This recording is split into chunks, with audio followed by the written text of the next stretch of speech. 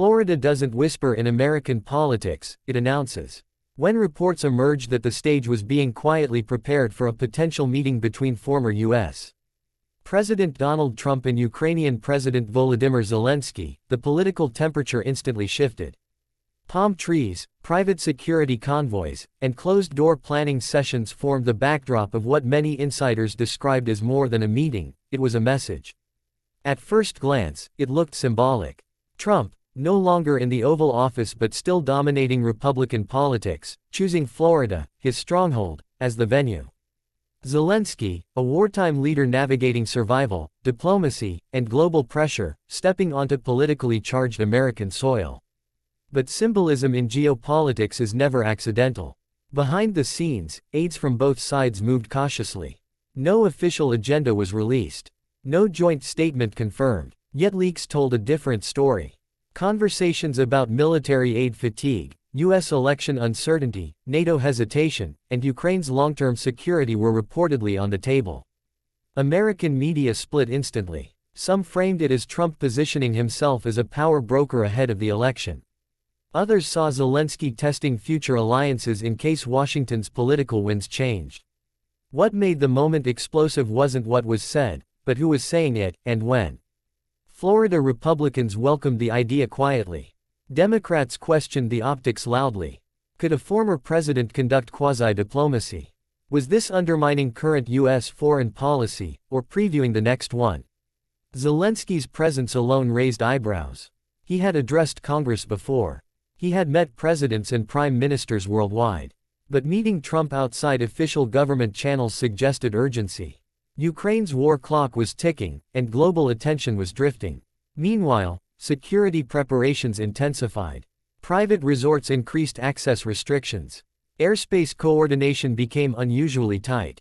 Political donors, foreign policy veterans, and intelligence watchers all began circling the same question: what happens if this meeting actually takes place? Because in modern America, perception often matters more than policy. And Florida, once again, was becoming the epicenter. The stage wasn't just being set for a meeting. It was being set for a political earthquake. Donald Trump did not confirm the meeting. He didn't deny it either. That silence was loud. For a man known for instant reactions and headline-dominating statements, Trump's restraint suggested calculation. Allies hinted he saw Zelenskyy not only as a foreign leader, but as a strategic variable in the 2024 equation. Critics argued he was rewriting diplomatic rules from the sidelines.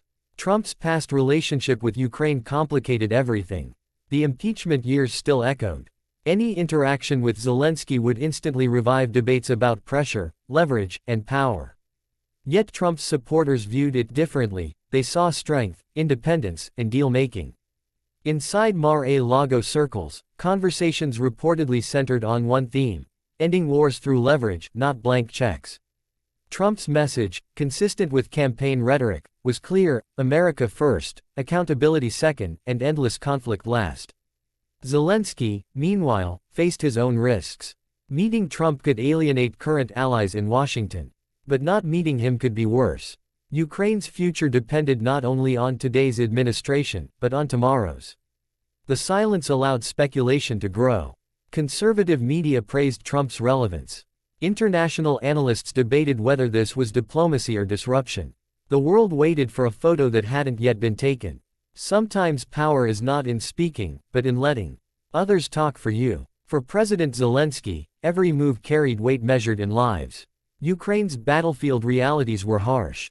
Resources stretched. Global attention fragmented. Aid debates in Washington grew louder and more divided.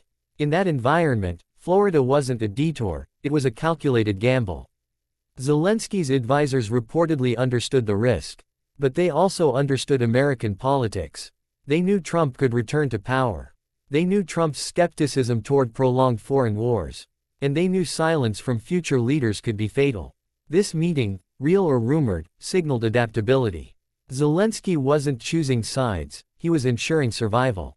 By engaging Trump, he showed Ukraine was ready to talk to whoever holds influence. Critics called it desperation. Supporters called it realism. Behind closed doors, discussions likely focused on guarantees, not promises. What would Trump expect from Ukraine? What would Ukraine need from Trump?